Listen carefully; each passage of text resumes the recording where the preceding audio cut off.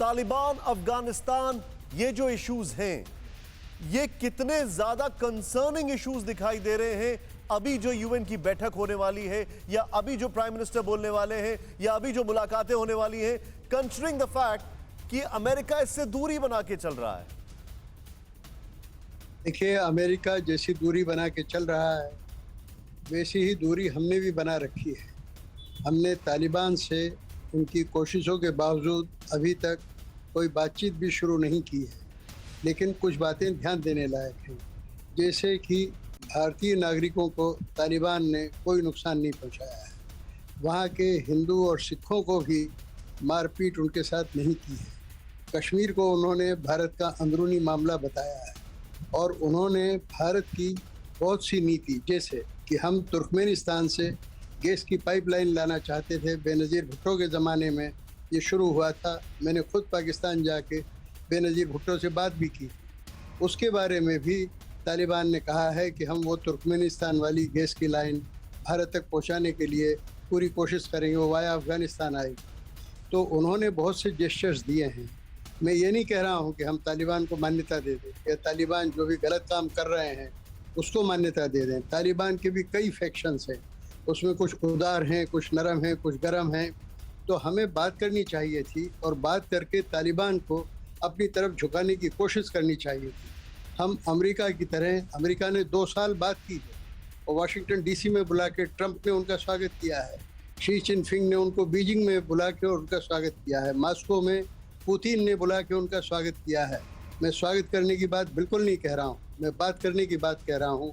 भारत को बात शुरू करनी चाहिए और गलत बातों का जो विरोध भारत कर रहा है वो बिल्कुल करना चाहिए, लेकिन अमेरिका के अनुगत होके जो बात अमेरिका बोल रहा है उसी को दोहराने से भारत को कोई खास लाभ होने नहीं वाला।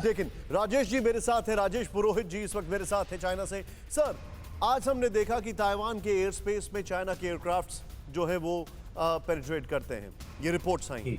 आज हमने देखा कि तालिबान के ऊपर सैंक्शंस हटाने की वांग यी ने फिर से मांग की है।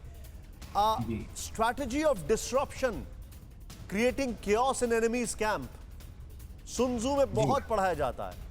ये शायद उसी लाइन पर हो रहा है जब पूरी दुनिया क्वाड की बात कर रही है, ऑकस की बात कर रही है, फोकसिंग ऑन चाइना। नहीं, जब ताइवान में जब इंट्रूजन किया है तो ये सीधा सीधा अमेरिका को चेतावनी है, न कि किसी और देश को। और ये हेल्प ही है अमेरिका की। जब ताइवान में इंट्रूजन होगा तो ताइवान के हथियार खरीदने के जो बजट है वो बढ़ेंगे, और हथियार तो वो अमेरिका से ही खरीदता है, तो मार्केटिंग में ही हेल्प कर रहा है। And what about Taliban sir?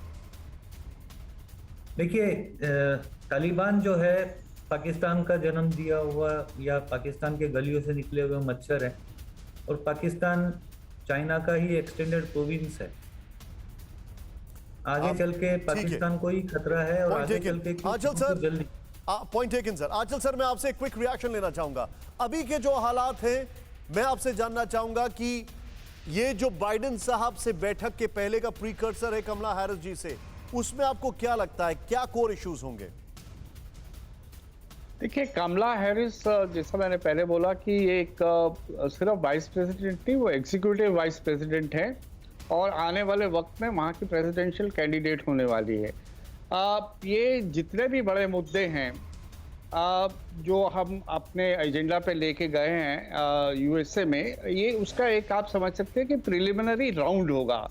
जैसे क्वाड के बाकी मेंबर्स के साथ हम साइडलाइंस पे बात कर रहे हैं, तो वो क्वाड की जो समिट मीटिंग होगी वर्चुअल, वो उसका एक आप कह सकते हैं कि एजेंडा सेट करने वाली बात है। तो कमला हैरिस से ऑलमोस्ट इन्हीं मुद्दों पे बात होगी जो हमारे इंटरेस्ट हैं। तो सबसे बड़ा ये है कि जो हमारी कॉम्प्रिहेंसिव स्ट्रैटेजिक ग्लोबल पार्टनरशिप है उसको कैसे एनरिच किया जाए, दूसरे शब्दों में इसे डिफेंस और सिक्योरिटी से आगे कहाँ ले जाएं, कौन कौन से ऐसे एरियाज हैं, क्लीन एनर्जी है, हाई टेक्नोलॉजी है, इन्वेस्टमेंट्स हैं। ट्रेड पे तो इस बार बात हो नहीं रही है क्योंकि जो मिनी ट्रेड डील की बात चल रही थी अभी फिलहाल बैक बर्नर पे रखी हुई है। तो ये सभी जितने भी हमारी प्रायोरिटीज है, रीजनल इश्यूज है, रीजनल में इंडो पैसिफिक है, अफगानिस्तान है, आतंकवाद का मुद्दा है, और ग्लोबल इश्यूज हैं, यूएन रिफॉर्म्स की बात है, उसके अलावा कोविड की बात है, उसके बाद क्लाइमेट चेंज की बात है।